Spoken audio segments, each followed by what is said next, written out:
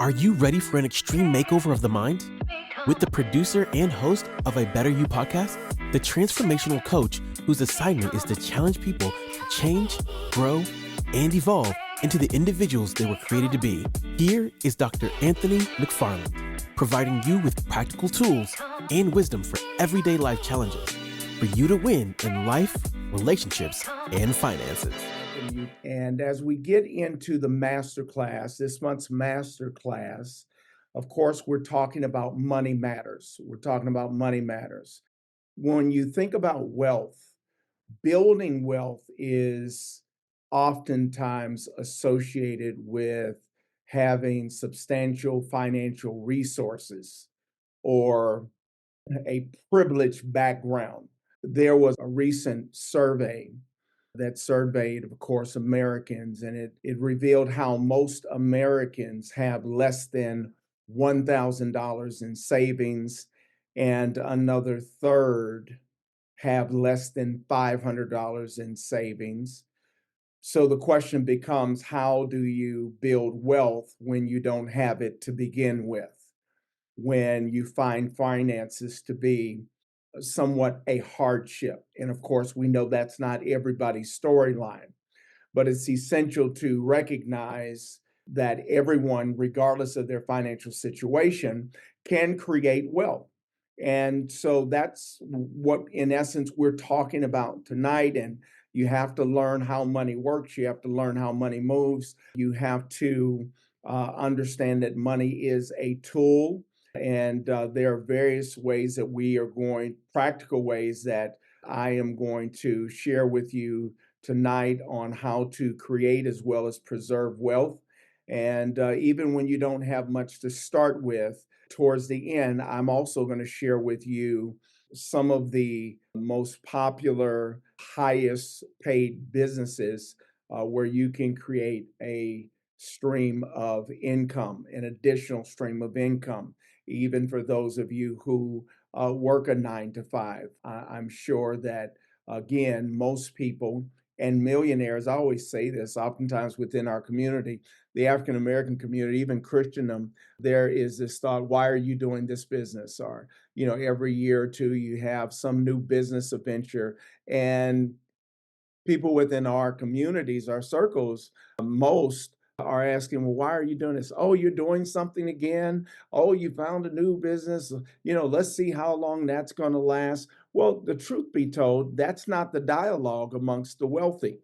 When the wealthy get together, they're always talking about new business ventures, new business endeavors, investment opportunities. So they understand. See, there's a mindset within their community that one stream don't for them to understand not to count on one stream of income. Does that make sense? And so they understand the importance of creating streams of wealth. So I want you to take this note though, as we get into this money master class tonight. It's important that we understand, especially within our culture, that wealth is not reserved for a select few. It's attainable for everyone willing to put in the effort, for everyone that is willing to not only get the knowledge, but put it into play. And oftentimes that requires cultivating a positive attitude towards money and developing a healthy relationship with money. And abundance is really key to financial success, or even just getting on the road to experiencing financial success. And so, with that being said, it's okay to not know everything. I'm going to say that again. It's okay not to know everything, but it's not okay with being okay with knowing that you don't know what you need to know that can change your life as well as your financial future. It's also important to note for first time attendees that I am a state licensed financial educator, and I'm licensed in the area of accident and health or sickness, life and annuities, a certified retirement planning.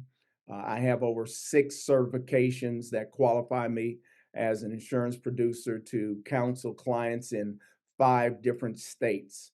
And when I pull up my PowerPoint, you'll actually be able to see my license number because we're required by state to make sure that we provide our license whenever doing a financial presentation. Having the right financial knowledge plus strategy equals financial security. I'll say that again. Having the right financial knowledge plus strategy equals financial security. Equals financial security. Again, welcome to my ABU masterclass as I focus on the new rules of money and making sure that individuals like yourself, myself, are informed, are educated, empowered with the knowledge so that they can apply it to their lives, their families, to not only create financial security, but also to build wealth and pass on generational wealth. Now, let me say this up front. The truth is, what works for one person financially or in any aspect of life does not work for everyone else. And that's why everyone needs to do what's called a financial analysis every 2 to 3 years to make sure they're on course for achieving their financial goals when it comes to general investments, retirement funds, bank accounts, evaluating life and health insurance policies, to even your savings, and just making sure that every instrument, every asset that you may have is working for your good, for your benefit. Because sometimes an instrument or an investment that worked 5 years ago, 15 years ago, is not working in your best interest at this season of your life. And I have this question that I pose that I believe everyone should be able to answer. And the first one is you have to have a financial vision. But the question is, do you have a vision for your money? And then what is the timeline for you to live your dream life? Do you have a timeline, a goal for you to achieve that financial position so that you can live this life that you so desire to? And then again, within that same context, are you where you want to be financially right now? Again, these questions require you being honest with you, not anybody else. These are questions that I wish years ago would have been posed to me over 30 years ago. Having a financial advisor and them not really engaging me or being interested in helping me carve out the financial future that I thought I would like to experience at this time in my life. But because I was not in a certain financial income bracket, I didn't receive that attention. I didn't receive that level of service. But as I have grown over the years, I've been an advocate for financial literacy for over 24 years, just by hosting events within the community, specifically at our church, so that our members are empowered. I realized as each year went by, I didn't know as much as I thought I knew. And now, as a professional financial educator, I pose these questions to provoke people's thoughts. What's your retirement vision? Do you know your number? Do you know your number? I love when I ask people, okay, what's your number? Everybody knows that they're going to retire 1 year. At some point in time, in the near future, you're going to retire. For some of you, it's sooner than later. What's that number? What's the amount of money you will need to continue living the life you desire when you retire? I'll never forget 23 years ago, my financial advisor at that time asked me a question. Do you want to live the lifestyle that you're living now when you retire? And at that time, I was, wow, I was 30, probably 30, 36, 35, 36. And it was a good question. And I said, yeah, but I said, yeah, I want to live a life compensatory to what I'm experiencing now. And but the question was to provoke me to think, what am I going to need? How much money am I going to need when I retire to live the life that I desire to live when I get of retirement age, 62, 65. So again, you have to have a financial vision, you have to have a retirement vision, and then you have to have what I call legacy vision. What type of legacy do you want to leave with your family, your church, community, etc.? So again, these are questions that we must ask. If I were to just take you just a little further, a further dive deeper, again, just to provoke your thought, when was the last time you sat down with a professional to do a financial analysis? Have you done a financial analysis?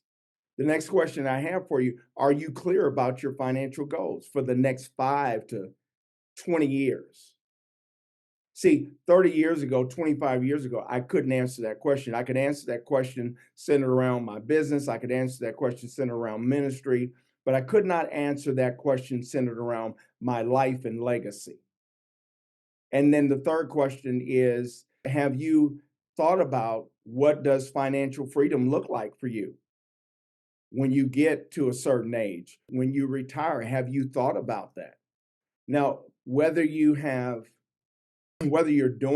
done something about it, you're doing something about it, or you haven't done anything about it, it's important that you start to do something. And in some cases, you do more than you're doing to prepare yourself for life ahead.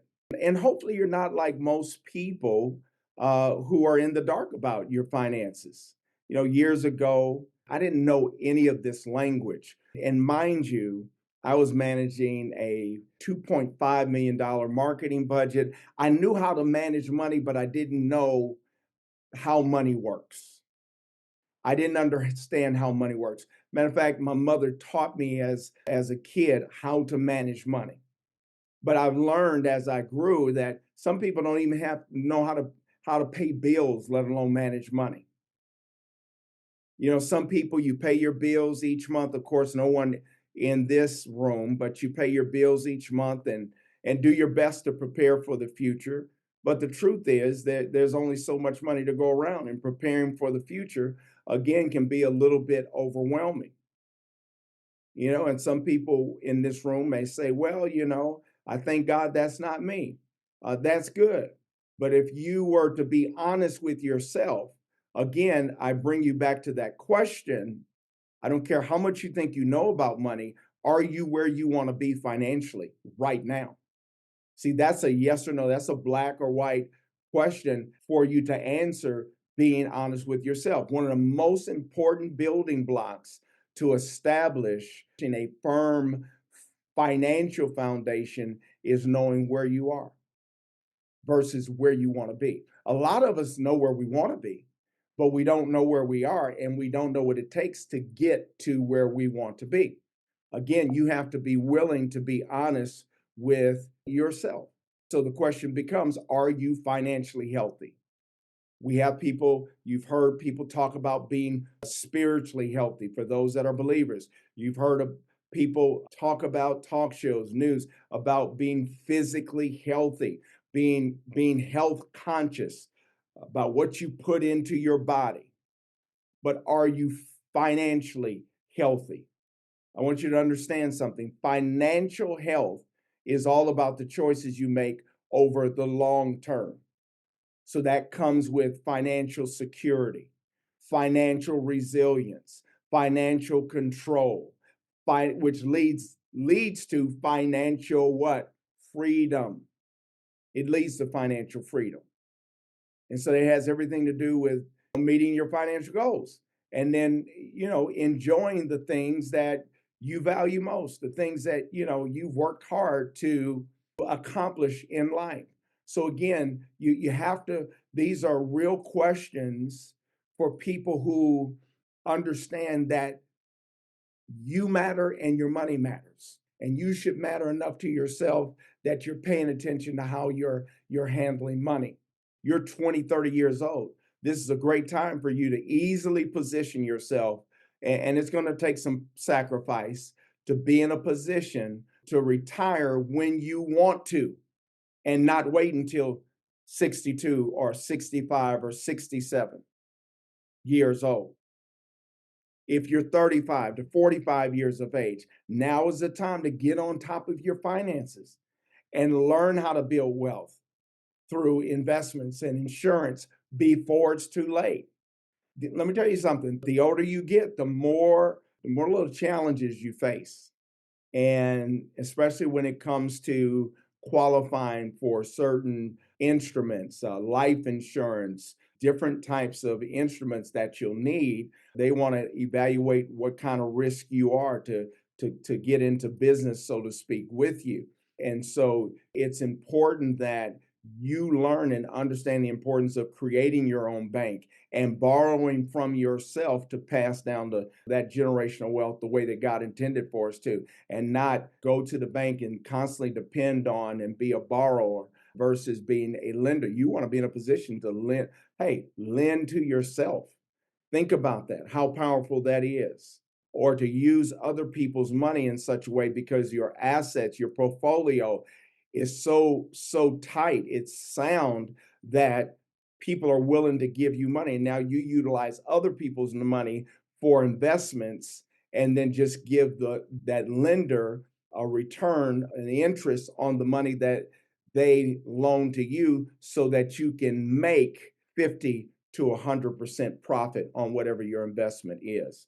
Now, with that being said, the truth is money matters for everyone except the fool. So if your money doesn't have a mission, you're in trouble. If you don't have a vision when it comes to money, you're in trouble. If you don't have a vision for your money or how to build wealth, you need help. You're not in trouble. You just need help. So, with that being said, money and health matters. So, it's important we understand life insurance instruments. If you die tomorrow, your family could be broke in a year. Again, these are some basic things that I share in my financial literacy session. The average face amount of an individual life insurance policy issued in 2018 was only 168,000. So you have to understand how life insurance works and how to make it work for you. It's important that you understand long-term care. Listen, today I just received a phone call from someone who moved out of state. They were on my pastoral staff at one time, and his wife called me to let me know that he had stage 4 cancer, and basically there was a count. He was on a countdown. And so you have to understand long-term care because your regular medical insurance does not cover long-term care. We are living longer and more likely to get a chronic, critical, or terminal illness before we die. It's just the truth. I'm a witness to this. In 2021, the annual median cost of a home health aid was $61,000. Who can afford that? And an annual median cost of a nursing home in a private room was $108,000. Who can afford that? Those who plan their future. Not necessarily those who are the wealthy, but those who plan their future. They understood that this long-term care, LTC, was a tool that they needed. And then again, retirement. According to the US Census Bureau, 11.6% of all Americans retire in poverty. And actually, that number has changed now. It's higher. The median average retirement income for retirees 65 and older is $47,000. Again, today, that number has changed. So when you start to understand these things, it's time for you to take control. Take control over your finances. And so some of those things that you need to do is pay yourself first, earn additional income, adjust your lifestyle if you need to, avoid the credit trap. So many people are caught in plastic money and it's become their pitfall, and it's literally choking the life out of some people. And back to what I said at the beginning, you're going to have to change your thinking. Share something with you. You don't change your thinking when it comes to money, your mindset when it comes to money, nothing's going to change when it comes to your money as well as your health matters. Oftentimes they didn't take out time. Hear me, I'm going to talk about, maybe touch on a little bit more. to raise their financial IQ. See, most people think just because they've done okay financially that their financial IQ is good, only to find out that their financial IQ is very low. It's like taking an aptitude test or anything else, and you discover I'm not where I thought I was. Why? Because whatever you know really hasn't been put through the test. But in time, let me tell you something. Your knowledge will reveal and expose where you have been. And so it's important that you understand 6 steps of creating financial security. And maybe I should say this before I go there. Let me say this. Let me go back real quick. Financial planners, financial planners often use what's called a 4% withdrawal rate. Because I want to get back to a point as a rule of thumb when, again, preparing people for retirement. Sean Casterline, most of you don't know him. He's the president and senior portfolio manager at Delta Capital Management in Florida. And in an email, he said if an investor has 1 million in their 401k, that pool of dollars would generate a $40,000 income for the investor during their retirement years and also stay ahead of inflation. He said that if an investor, if Ashley, if Diona, if Flo, if Linda, if Marcel, if you had $1 million in your 401k plan, that pool of dollars would generate a $40,000 income for the investor during their retirement years and also stay ahead of inflation. One of the things that he said is a retiree who needs a higher income from that portfolio runs the risk of dipping into the principal during their retirement years. And I quote him because he actually quoted the late comedy writer Gene Perret, who said about retirement, it's nice to get out of the rat race, but you have to learn to get along with much less cheese. Let me share something with you. These principles that I'm sharing with you are a game changer. These are things I wish years ago I would have learned. Now, I fared well for myself, but I didn't have, see, my IQ was low. So if your IQ is low, your financial outcome will be low. It will be below what is desired. It will not be enough. And I don't know about you, it's a terrible feeling to live with not enough. So again, you want to understand the importance of taking control of your financial future. So when I do my sessions with individuals, these are the things I go over: increasing your cash flow, debt management, having an emergency fund, having proper protection, learning how to build wealth that outpaces inflation. So again, money matters. And if money matters, everyone needs a wealth formula or a personalized financial blueprint for how to get money to work for you to help build your ideal future. That the dream life that everybody has, like this dream life that they want to live. And then if that kind of gets away from you, you're kind of hoping and wishing that when it's time for you to retire, you're going to be in a better position. I want to ask anybody to amen me on that or type in a one if I'm telling the truth, because I know I'm telling the truth. To prepare for retirement and understand how to pass down wealth and not debt to your family requires you to increase your financial IQ. So, in order to do this, it requires everyone to increase their financial IQ. There are a lot of people who have 3.58 grade averages when they graduate, 4.0. I mean, you're in the top 5 of your class, but you don't understand how money works. You know why? They don't teach you how money works. I want to share with you some proven strategies for building wealth that I really believe this will really benefit you in this master class. I want to share with you a few strategies that the wealthy live by and use to protect their assets and build wealth. And this is also going to help you reevaluate your present day investments and financial planning, whatever that has been, whatever that has looked like. So I want to share with you seven secrets of the rich that I believe again will bless you. Your salary, the first thing you have to understand is your salary will not make you rich. It's not all about how much you earn, it's about what you do with your money that matters, how you manage what you have. So scripture says you have to be faithful with a little so that now you can make room for the increase that God wants to bless you with, that God wants to open you up to. Here's a second principle: invest in yourself and your future. Most people think they have time. You think you have time, but it'll backfire on you if you keep putting it off. Some of you say, I know this, I've heard this. Okay, what have you done with the information that you've heard, that you've learned so far? Start now and invest in your future. Investing in your future means investing in yourself. Why? Because you understand that you are your greatest asset.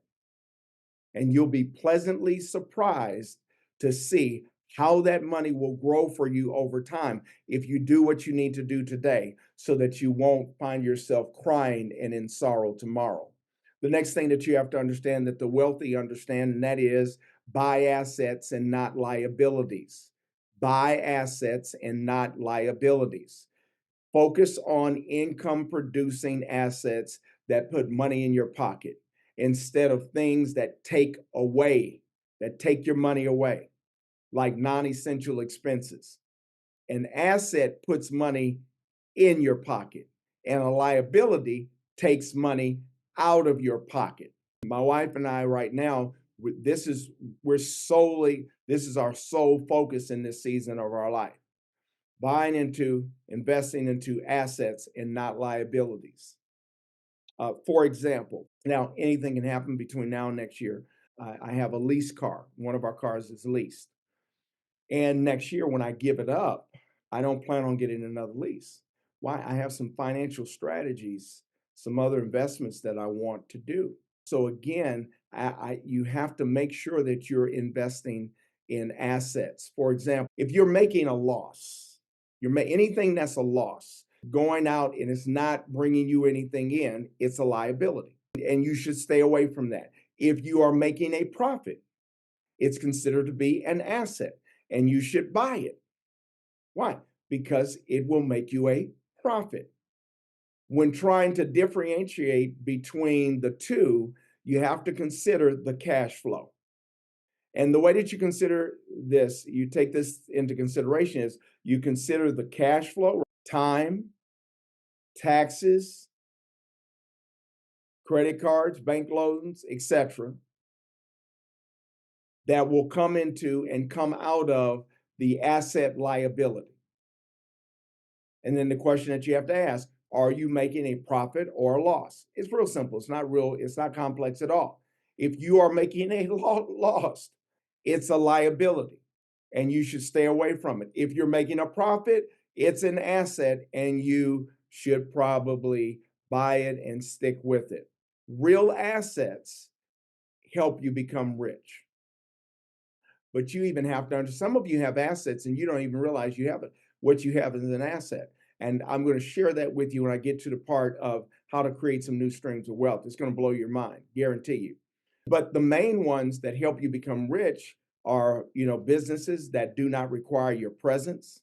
You own them, but they are run or managed by others, i.e., franchises, partnerships, those sort of things with somebody that has an expertise that you don't have. Here's the fourth thing. Learn how to pick the right stocks. Learn how to pick the right stocks. Learning how to pick the right stocks is very important, is very lucrative. But if you don't know how to trade, then that can be a big challenge. But learning the top five, see, you don't have to be a master at this. I'm not a master at trade at all. So I don't even want to come across for you to think that I am. But if you learn the top five stocks, that's your start right there.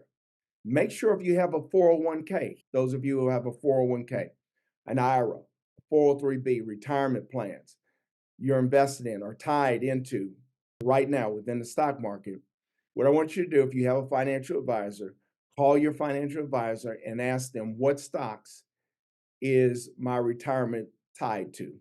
Now, you can pull it up and go into your own back office, whether you're with Charles Schwab's, Edward Jones. If you're a teacher, educator, you're in a school system, whatever that is, you can go to your institution's website, and whoever handles your investments, you should be able to go in there and see it. But I encourage you to call that financial advisor and ask them what stocks is your retirement tied to.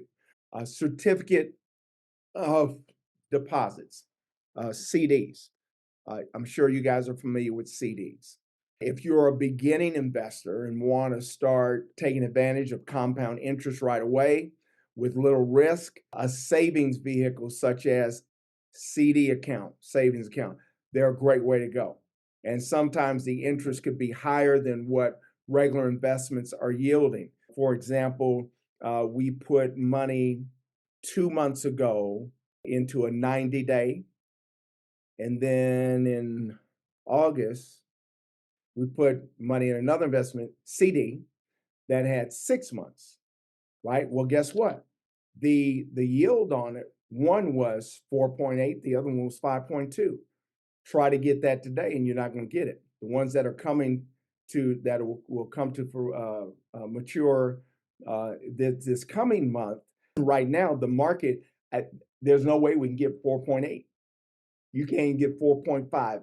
You might, based on the day or week that is made available, but right now everything is 4.2 or below. So again, these are some things that you can do that will yield you some interest. Is it a lot of money? No, it's not a lot of money, but make sure your money is working for you and not just sitting in a bank. Most people don't realize that your retirement dollars could invest in using a self-directed IRA. So that's something for you to consider, something to look into. Here's number 5. Make investments that cause compound interest over a long period of time. That's what I was alluding to in learning how to pick the right stocks. Real estate has been the number one investment. And although the market has changed and flipping of real estate has dried up in some respects, although over the past two weeks, kind of been given some life based on interest rates coming down.